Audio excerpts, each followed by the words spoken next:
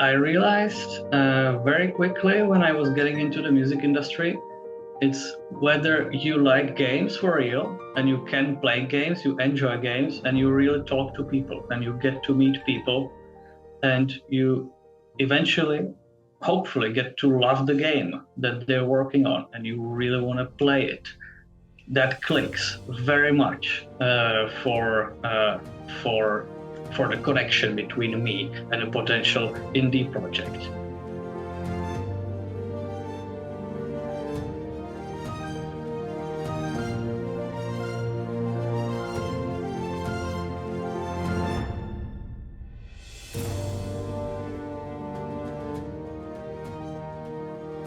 David, it's so great to meet you here on Zoom. Thank you for having me very much, William. It's a pleasure. It's a great pleasure for me too. And tell me, where are you based? I'm based in Prague, in Czech Republic, where I have my home studio. And yes, that's it.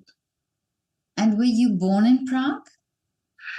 I was born here. Yes, I'm partly a Hungarian, but I don't speak that much the language. Unfortunately, I didn't have the time to learn it very much. But yeah, I'm not fully Czech, but I was born here. Amazing, but it's such a beautiful city, I've heard, and I've never been there. Oh, it's. I mean, now that not traveled the world, but I've seen a few cities.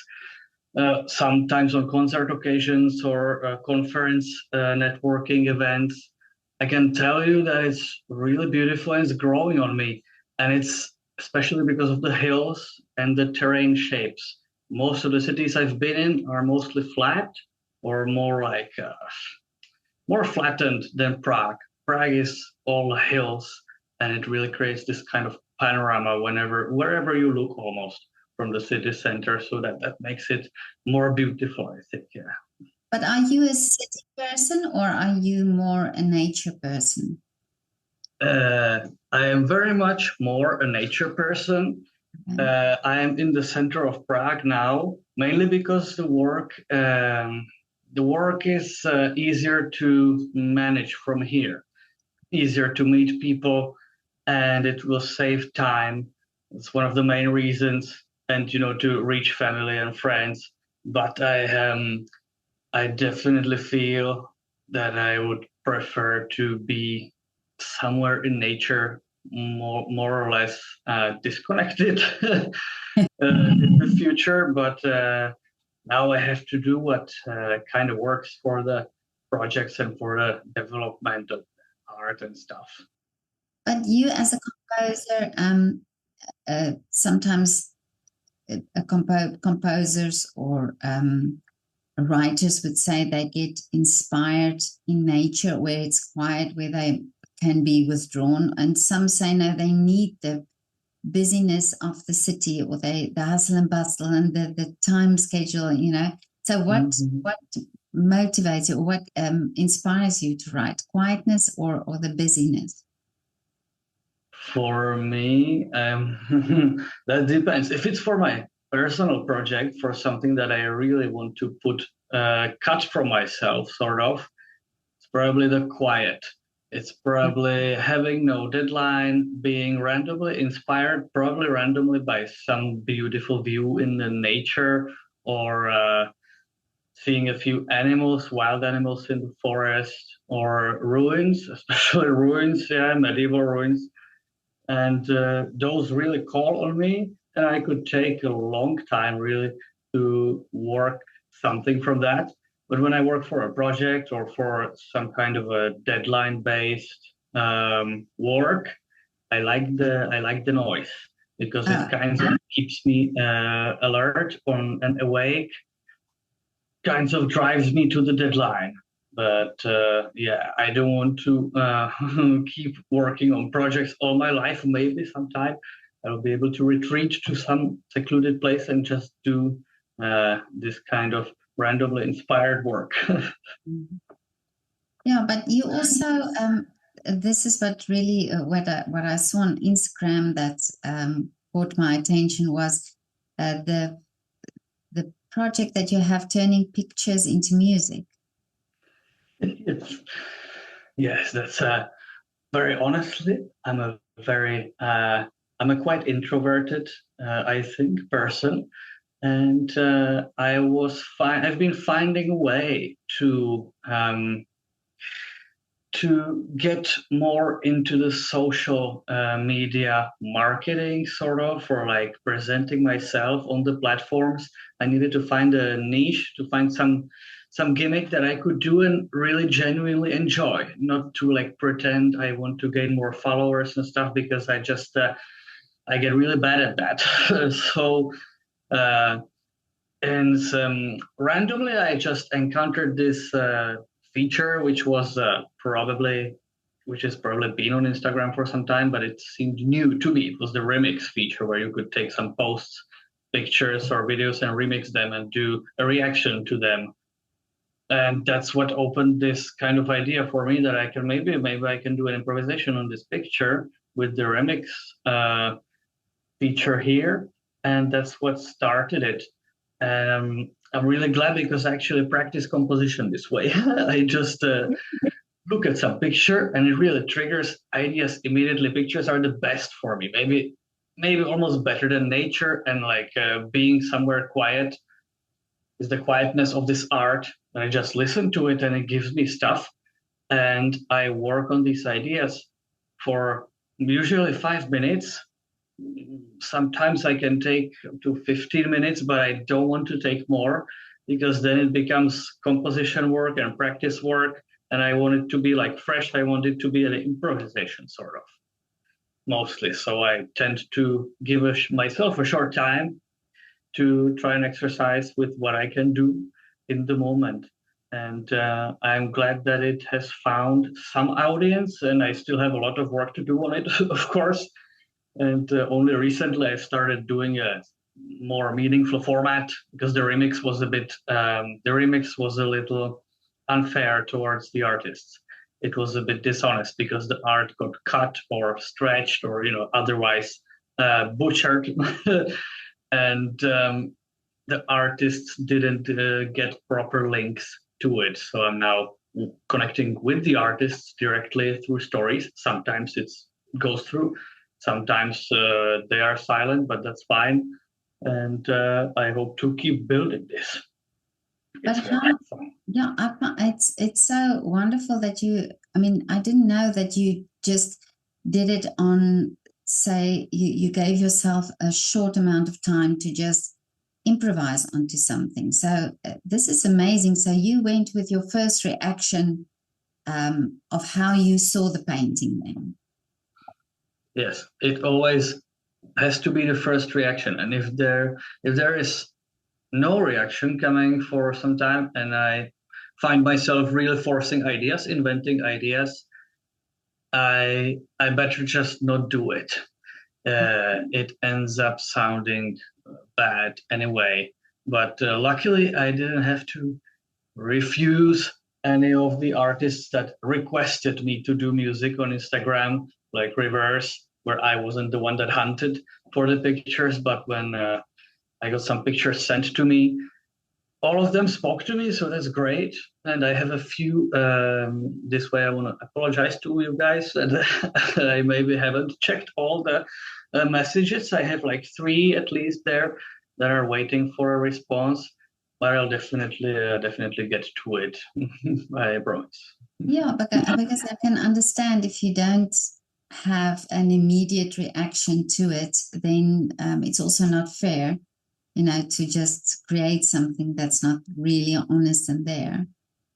Yes, it would just be fake marketing, or I don't know. Yeah.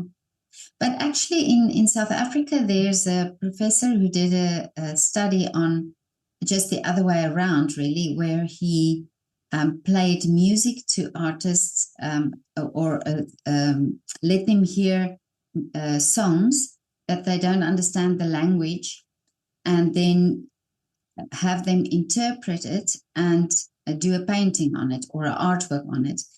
And they actually, without even understanding the lyrics, they could interpret it just by the music. So you're doing it really the other way around, which is wonderful.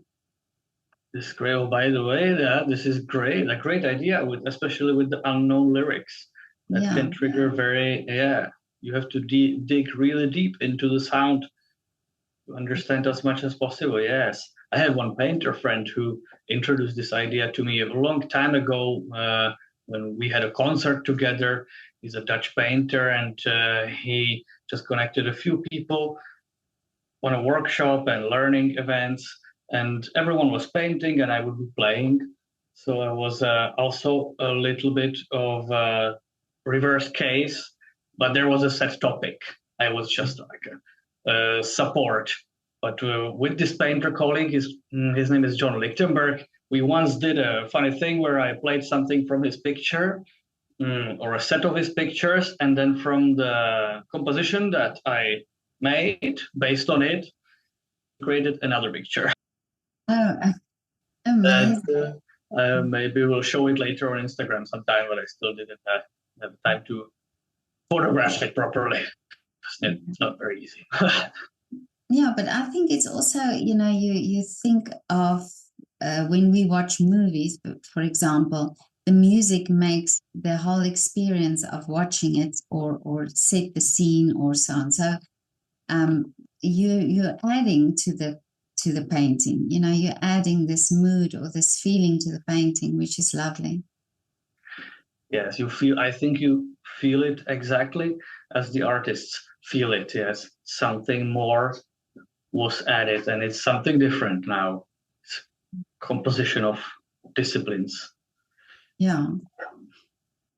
So, but you're a guitarist, and what came first, the guitar or composing? This first was probably the guitar. I was getting lessons from a conservatory teacher, not on the conservatory, but from a teacher who had a conservatory program, and it was a privately taught.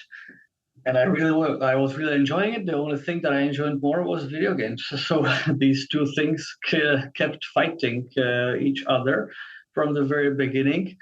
And honestly, many times the video games have won. I'm not sure if should be thankful to myself or not, but at least I get games. I understand a lot of games, probably because of all the time I spent on the playing. But composing, I've been discovering composing since I was 9 or 10, I think. Just doing little funny pieces, like funny in terms of length, like motifs and things I've been trying to create on the guitar, on the classical guitar. And I really started doing full-length pieces or instrumental releases later when I was like 15, 16. And I was more experienced, basically. I knew nothing about composition or the creative part, apart from what was inside me already at the time when I was like 9 or 10. So I kept games and guitar on par mostly, and I focused on guitar a lot between 17 or so when I was 17 up to 21 or 22, and then I got into the music industry slowly. Music industry, game music and game sound industry. What I'm doing mostly these days is this, but I keep the guitar because I really enjoy it. I like to give concerts. I also teach sometimes, and I'm glad I could keep it as a side art hobby, sort of. But you also, I see you have on your Instagram, Guess the Game Guys, and you play gaming music. Yes, that's how I.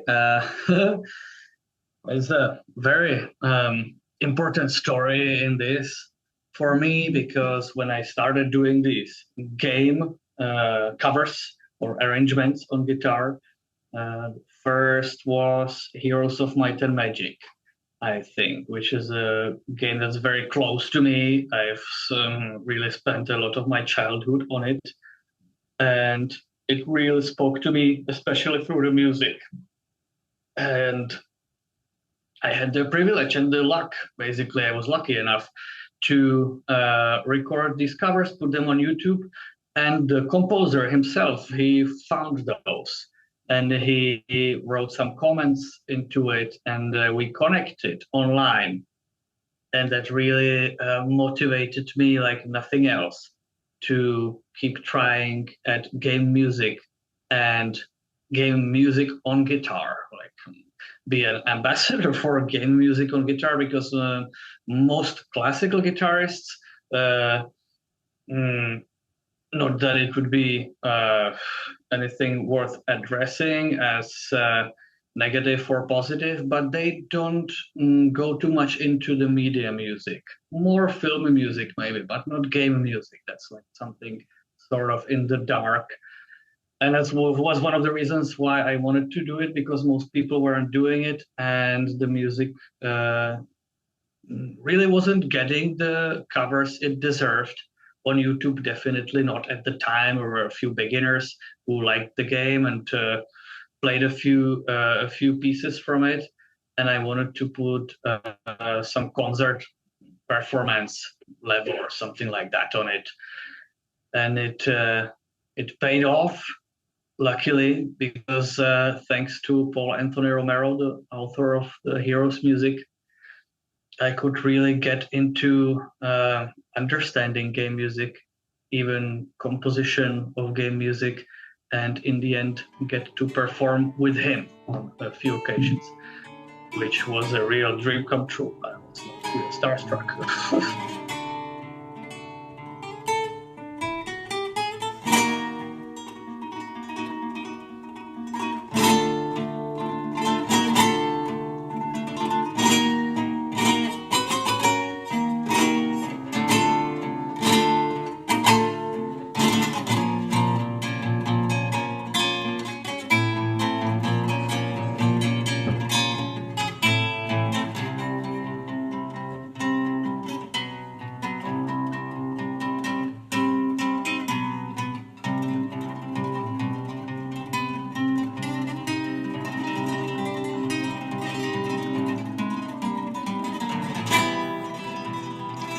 So, and he just discovered you by you posting it. Yes, because he's such a sunshine. He's a sunlight, really. He's raying light when you walk around him. He's so full of positive energy and excitement for the music and for the fans. And he's living a composer's dream, as he should, because most of for me, the Slavic world, the Slavic gamer world, they all very much love Heroes, especially the third series of the games, for mysterious reasons, maybe because of some art, visual forms and stuff. It connected with Slavic people very much, and it's one of the most popular vintage games in all the Slavics, and he's very famous thanks to it.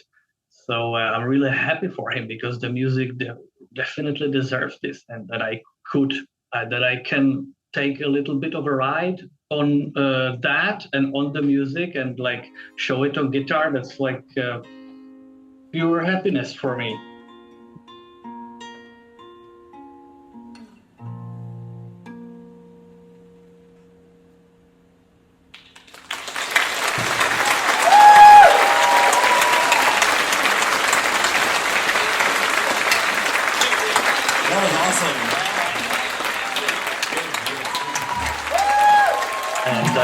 Continue doing it. I actually have a plan. I don't want to talk too long or too much about it, but I'll start releasing these arrangements, these Heroes arrangements, maybe starting in January. I'll see how well things go, but I'm already prepared to release a good few pieces from there, because they're also not on Spotify. This music is not on Spotify. The official pieces, they aren't there. They maybe are on some other platforms, but I haven't really seen them. So I'll put it there, at least on the guitar. And yeah, there's enough space for it, definitely, on Spotify for these kinds of instrumental covers. But my son is a gamer, and I don't know much about the games, but I hear the music, the background music always, and it's amazing. And you think it's so underestimated, that it's almost like the genre of film music. It's the gaming music. It's so beautiful.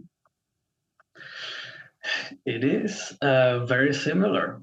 Yes, to film music. It kind of grew out of film music, and there are some differences. Of course, in film, it's all set in stone. The music is linear. It's decided what it's going to look like, what the characters will do. There's a script. In games, there's also a script, but it's variable. So you never know when or how long your music is going to play. And so I bet you probably even heard some game music that was adaptive, which is more like a series of segments of music that interconnect and that have kind of a language communicating with them from the game and telling them where to go next. And this is what I'm probably going to do in the near future, some adaptive audio branching, music branching. And I'm looking forward to that. It's more technical than creative, but still, I enjoy almost like anything that happens around games with music and sound. Luckily, first of all, when I entered games, I was like, I thought, okay, I only want to do music. I'll be the composer in music. I'll only do what I like, and that's it. It didn't go that way. In the beginning, it did. I were only doing music, but I actually wanted more work. And music, there usually isn't that much music work in games in terms of time consumed or time you can spend on it. On big budget projects, like for example, I can talk about Warhorse, Kingdom Come Deliverance 2. There was a lot of time dedicated for music because it's big and it's really interesting. It's deep. But then there are smaller indie projects like the one I'm working on, which is called Volcanoids. We are hopefully getting towards finish. And there I will probably only have like a half an hour up to an hour maximum of music because the scale of the game is not big enough for it. It would have to be a really long, deep story. Like, for example, Kingdom Come Deliverance 2 has a really long, very elaborate script. Is that what you really want? The story. No matter how many people you kill, you can't change what's happened.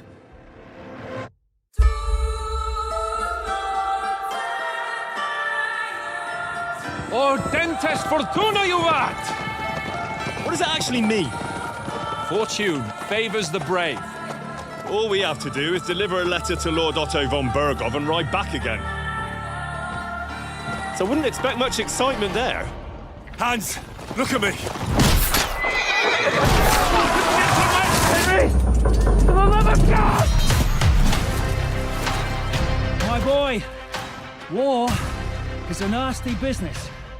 So for you, in the gaming market, is it easy to get these independent gaming companies to use your music? It tends to be honestly easy for me, but that's not because I would be like a really great composer. I mean, there are definitely better composers than I am all around the place. I'm just doing the best I can, but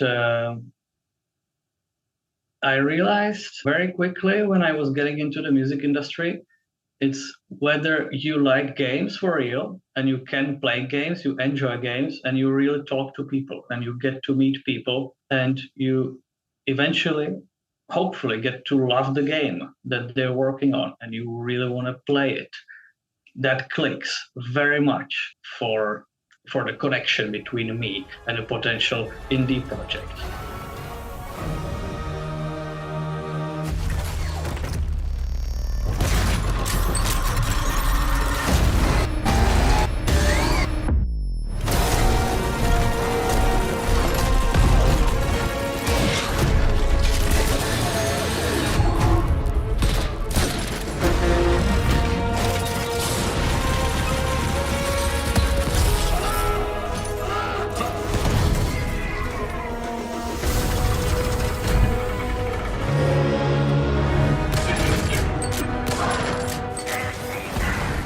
I might have a potential indie project, another one in the works now, but I don't want to jinx it.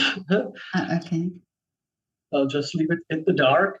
But yeah, if I would click with these guys, it would probably be because I played the game and because I really liked it and because I even knew which parts of the game came from which other game source inspiration from very old games, which I've also played.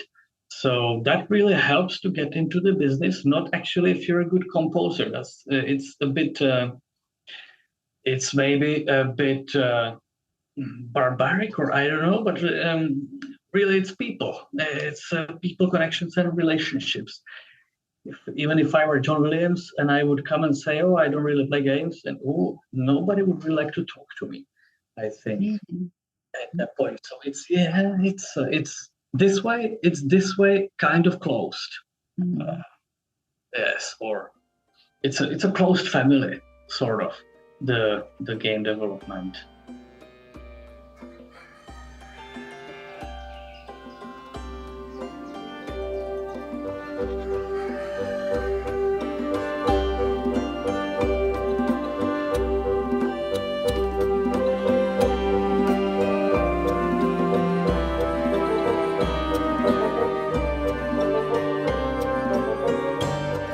And also, when you do concerts, for example, do you play some of the gaming music as well?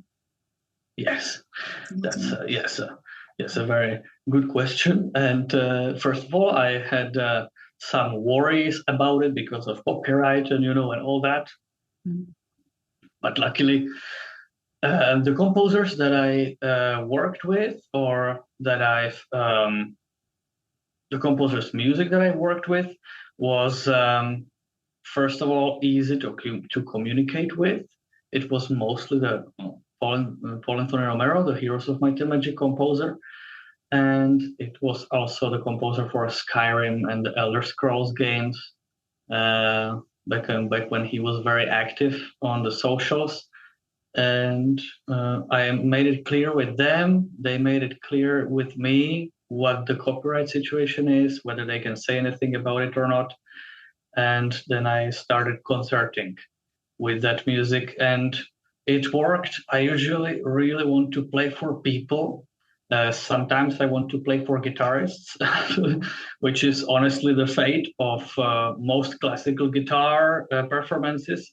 Usually the guitarists, they want to show to themselves how they are really capable, and it makes sense because most of the nuances will only be understood in the guitar audience context when it gets to the deep classical guitar. I don't want to go too deep in there for concerts, but lately I'll probably be expanding my repertoire a little bit, depending on how much game work I have in the next year. I'm thinking that, isn't it amazing that you can now reach also a different audience? Because, young people who are into games, for example, they, can now see you in concert, or they, the instrument, the guitar is not necessarily connected to this genre. And now you bring music to a different audience. Yes, that's absolutely right. I am lucky to have had this opportunity, especially in the beginning of this year in March, I mean, after I played a few things of myself on one of the concerts, there were several concerts. They were in Poland, in Warsaw, with the Heroes of Might and Magic composer. And we had a quintet concert, a smaller chamber ensemble, and then a double concert with the large orchestra. And that was for 2 days. It was doubled. There were 2 concerts each of the days. It was really beautiful. And I could remember people were asking for my autograph, even though I didn't have much to do with the music as an author, like nothing. But I was just a guitar arranger or a performer. And I could sign my name on some of the vinyl and CD releases, mainly vinyl, of Paul and Tony Romero. So it was great, and people really feel when I play the game music, it connects a lot with their memory and the nostalgic feeling they get when they remember these games. So it's a very good way to connect with the audience. There is something alive in them that I can trigger with this music, more than classical music, because it's not actual. It will never die. It will always be here. It's the grand level of art. But to be closer to the audience, the games work really, really well, and I enjoy playing it, of course, because I'm a gamer. I think also when if you think younger people seeing you do this is also a lovely way for them to encourage them to play instruments, because they feel then that they could play this kind of music, the music that they know or the music that they can relate to. Yes, that's my main cheat for teaching. I usually, usually impress the children with this easily, and the audience was also quite impressed, because a few people, when I came back from Poland, a few people wrote to me that their son wants to start playing guitar, and that they are trying to show him to the games. I was like really ecstatic, because that's the best result I could get, to inspire someone, little or just young, to take up guitar and play this kind of music, because it belongs on the guitar. Honestly, guitar really, as Beethoven put it, guitar is a small orchestra. According to the history, it was Beethoven first. I would maybe think someone said it before him, because people, even before Beethoven, were already performing pretty polyphonic guitar music, but let's not go deep into that. But anyway, he said it, he coined it, and it's absolutely right. So, and most of the game music is orchestral. And it can be translated to guitar. It's nothing very, for me, it's fun. I really like to do it. And I ignore all the difficulties. I just love it so much that I just keep going until the arrangement is finished. But it's, if I really didn't love the music, like very much, I wouldn't want to do it, because some of the transpositions are really hard to do when it comes, for example, Heroes of Might and Magic music is a sort of a classical level music, and very challenging in some pieces to arrange, but very rewarding at the same time. That's why I picked it for the music arranging. Yeah, one of the reasons, to get better at arranging. Yes. But yeah, because it's like you say, if you enjoy playing the music, or if you enjoy listening to the music, then you are more motivated to work through it, or to practice, or to get the end result. Yes, for sure. Mostly the most motivated I've been was from the music of my former master, who took me under his wing for a few years, and game music. Mostly, that's it. That's what inspired me to really work. I'm sorry to say for all the classical colleagues, but it was not the classical music mostly. It was, if it were the classical music, it was more Romanticism period and Spanish Romanticism guitar and stuff like that, but not the Baroque stuff and stuff made by Bach and etc. Never landed with me very enjoyably. I can do it, I could play it, but mostly the games and compositions of my inspirations and idols were the main part of the journey for me. And they really helped me a lot to compose, because I only started learning composition when I was about, I'm not sure, 19 or 20. Then I went to Berkeley and did a few other schools, but I was mostly a self-learned composer in the beginning.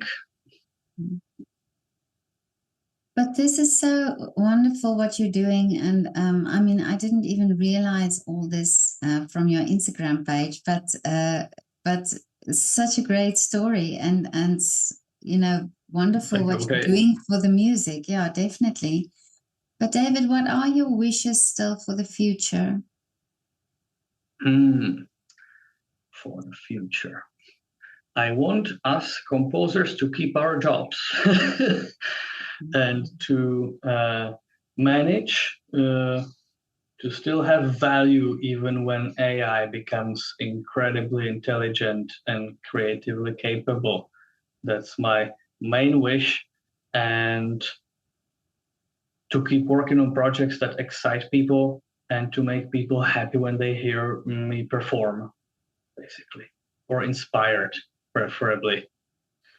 That's probably what I would wish for, and peace. Well, this is it's a beautiful wish, and I think it's yes, I know a lot of people talk about the AI situation, but I do think we as humans will sense, you know, the authenticity and the realness, and you know, and it will still be the true things that touch us. I hope so too. Yes, definitely. David, this is wonderful. Thank you so much for your time. Well, thank you very much. Thank you. It was a pleasure, really. Such a lovely story, really. You're such a great guy. I'm so happy that I talked to you. Okay. Okay, you made my day. Thank you. It's a great morning for me. Really fantastic. Thank you. It's a great pleasure.